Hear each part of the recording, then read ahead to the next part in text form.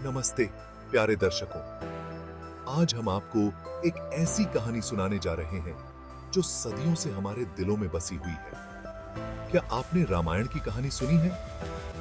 ये सिर्फ एक कहानी नहीं बल्कि एक जीवन दर्शन है। ये कहानी है हर समय के लिए, हर इंसान के लिए, चाहे आप किसी भी उम्र के हों, किसी भी पृष्ठभूमि से हों। रामायण में आपके लिए कुछ न कुछ है। ये कहानी हमें सिखाती है अच्छाई और बुराई के बारे में, प्यार और त्याग के बारे में।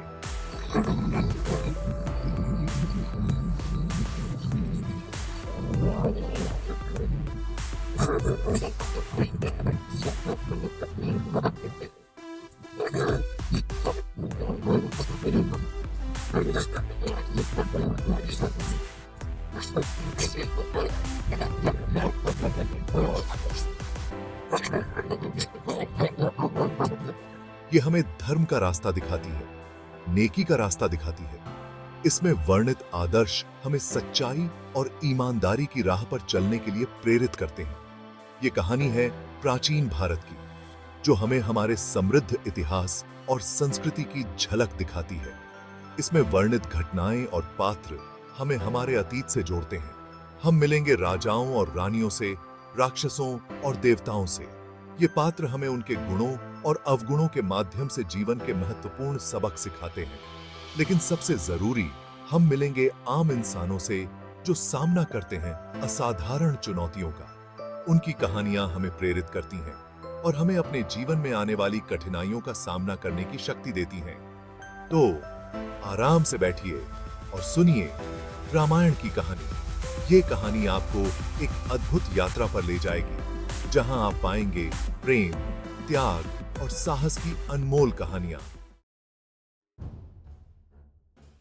हमारी कहानी शुरू होती है अयोध्या से, एक प्राचीन और पवित्र नगरी जो सरयू नदी के किनारे बसी थी। यह राज्य अपनी समृद्धि और खुशहाली के लिए प्रसिद्ध था, जहां हर कोई सुखी और संतुष्ट था। इस राज्य के राजा थे दशरथ, जिनके 4 पुत्र थे, राम, लक्ष्मण, भरत और शत्रुघ्न। ये चारों भाई अपने गुणों और आदर्शों के लिए जाने जाते थे। मैं राम हूँ, सबसे बड़ा राजकुमार। मेरे पिता ने मुझे हमेशा सत्य और धर्म के मार्ग पर चलना सिखाया है। मैं हमेशा बहादुर, बुद्धिमान और दयालु बनने की कोशिश करता हूँ, ताकि मैं अपने राज्य और परिवार का मान बढ़ा सकूं। लोग उन्हें बहुत प्यार करते थे। राम की लोकप्रियता और उनके गुणों के कारण लोग उन्हें अपने दिलों में बसाए रखते थे। राम ने शादी की सीता से, एक राजकुमारी जो अपनी सुंदरता और बुद्धिमत्ता के लिए जानी जाती। उनकी शादी एक भव्य समारोह में हुई थी। मैं सीता हूँ और मुझे गर्व है राम की पत्नी होने का, उनके गुणों और ज्ञान को साझा करने का। मैं हमेशा उनके साथ खड़ी रहूंगी। लक्ष्मण, राम के समर्पित भाई, ने हमेशा उनकी रक्षा करने का वचन दिया। वह राम के प्रति अपनी निष्ठा और समर्पण के लिए प्रसिद्ध थे। मैं लक्ष्मण हूँ और मैं वचन देता हूँ कि हमेशा अपने भाई और सीता के साथ रहूंगा। मैं उनकी सुरक्षा और सेवा में अपना जीवन समर्पित करूंगा। साथ मिलकर वो एक आदर्श परिवार थे। उनकी एकता और प्रेम ने उन्हें एक मिसाल बना दिया था। लेकिन किस्मत को कुछ और ही मंजूर था। उनके जीवन में आने वाली चुनौतियां और कठिनाइयां उनकी परीक्षा लेने वाली थीं। दशरथ एक वचन में बंधे होने के कारण राम को 14 साल के लिए वनवास देने पर मजबूर हो गए। इसने सबका दिल तोड़ दिया। मैं अपने पति को अकेले नहीं जाने दे सकती। मैं उनके साथ चलूंगी, चाहे कितनी भी कठिनाइयां क्यों ना आएं। और मैं आप दोनों के साथ चलूंगा, भैया और भाभी। हम सब मिलकर इसका सामना करेंगे। तीनों ने जंगल की एक कठिन यात्रा शुरू की। उन्हें कई खतरों का सामना करना पड़ा, लेकिन उनका प्यार और साहस कभी कम नहीं हुआ। अयोध्या के लोग बहुत दुखी थे। उन्हें यकीन नहीं हो रहा था कि उनके प्यारे राम चले गए हैं।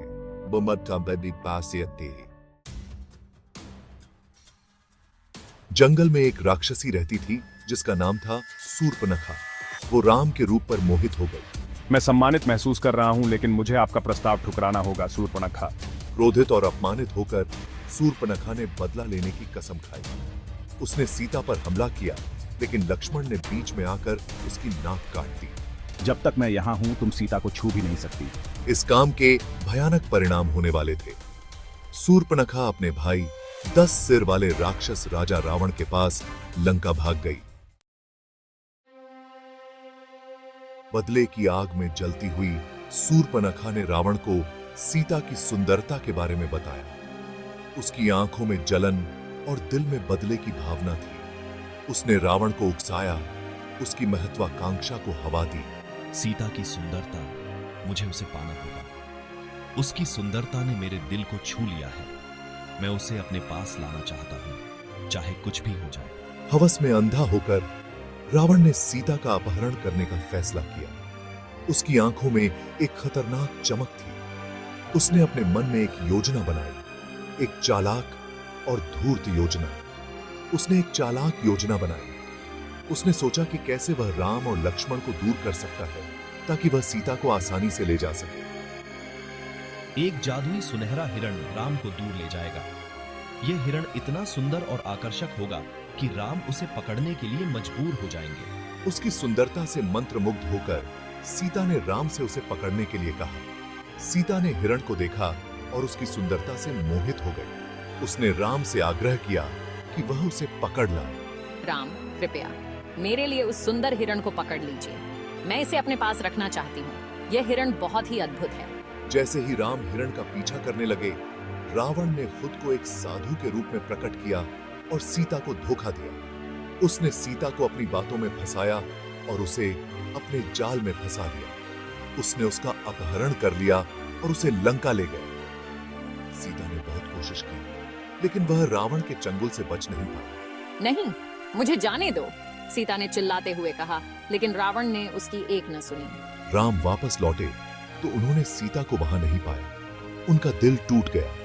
उन्होंने चारों ओर देखा, लेकिन सीता का कोई पता नहीं चला। राम ने अपने भाई लक्ष्मण के साथ मिलकर सीता को ढूंढने का संकल्प लिया। हताश होकर राम और लक्ष्मण ने सीता को हर जगह खोजा। उनका सामना हनुमान से हुआ, जो एक शक्तिशाली वानर योद्धा और राम के भक्त थे। मैं आपको अपनी अटूट निष्ठा का वचन देता हूं राम, मैं सीता को ढूंढूंगा। हनुमान लंका की खतरनाक यात्रा पर निकल पड़े। अपनी अविश्वसनीय शक्ति और बुद्धिमत्ता का उपयोग करते हुए हनुमान ने समुद्र पार किया और रावण के महल में घुस गए। हां, उन्होंने सीता को एक सुंदर बगीचे में कैद पाया, लेकिन वह बहुत दुखी थी। हनुमान ने खुद को सीता के सामने प्रकट किया और उन्हें राम के प्यार और आने वाले बचाव का आश्वासन दिया। उन्होंने उन्हें राम की अंगूठी उनके प्यार के प्रतीक के रूप में दी। जाने से पहले हनुमान ने रावण को सबक सिखाने का फैसला किया। उन्होंने लंका में कहर बरपाया, जो कुछ भी उनकी नजर में आया उसे नष्ट कर दिया। उन्होंने रावण के महल में आग लगा दी, जिससे राम की शक्ति और क्रोध का स्पष्ट संदेश गया। हनुमान सीता की खबर के साथ राम के पास लौट आए। राम बहुत खुश हुए और उन्हें उम्मीद की किरण दिखाई दी। हनुमान और वानर सेना की मदद से राम ने लंका के लिए एक विशाल पुल का निर्माण किया। अंतिम और निर्णायक युद्ध शुरू होने वाला था। यह युद्ध कई दिनों तक चला और बहुत ही भयंकर था। दोनों पक्षों ने बहादुरी से लड़ाई लड़ी, लेकिन अच्छाई और बुराई की ताकतें बराबर थीं। कोई भी पीछे नहीं हटा। अंत में राम और रावण आमने सामने आ गए, एक निर्णायक मुकाबले के लिए। दोनों महाबली योद्धाओं के बीच युद्ध हुआ, जिससे धरती और आकाश कांप उठे, जैसे प्रकृति भी इस संघर्ष को महसूस कर रही हो। एक भयंकर युद्ध के बाद राम ने अपने दिव्य बाण से रावण का वध कर दिया और युद्ध का अंत किया। रावण की हार के साथ सीता आखिरकार मुक्त हो गई। एक लंबे और दर्दनाक अलगाव के बाद राम और सीता फिर से मिले। हालांकि राम ने सीता से सभी के सामने अपनी पवित्रता साबित करने के लिए कहा। सीता का दिल टूट गया, लेकिन वह परीक्षा के लिए तैयार हो गईं। वह एक धकती आग में प्रवेश कर गईं, लेकिन अग्निदेव ने उनकी रक्षा की। उन्होंने दुनिया के सामने उनकी पवित्रता की घोषणा की। राम और सीता अयोध्या लौट आए, जहां उनका स्वागत खुशी और उत्सव के साथ किया गया। राम ने अयोध्या पर न्याय, ज्ञान और करुणा के साथ शासन किया। उनका शासन एक आदर्श राज्य, राम राज्य का उदाहरण बन गया। रामायण हमें धर्म, साहस, निष्ठा और भक्ति के महत्व को सिखाती है। यह हमें दिखाती है कि विपत्ति का सामना करते हुए भी हमें कभी उम्मीद नहीं खोनी चाहिए। आज भी रामायण की कहानी दुनिया भर में लाखों लोगों को प्रेरित करती है। यह हमें अच्छाई की शक्ति और धार्मिकता की जीत की याद दिलाती है। तो प्यारे दोस्तों, रामायण की रोशनी हमेशा आपका मार्गदर्शन करे। सिया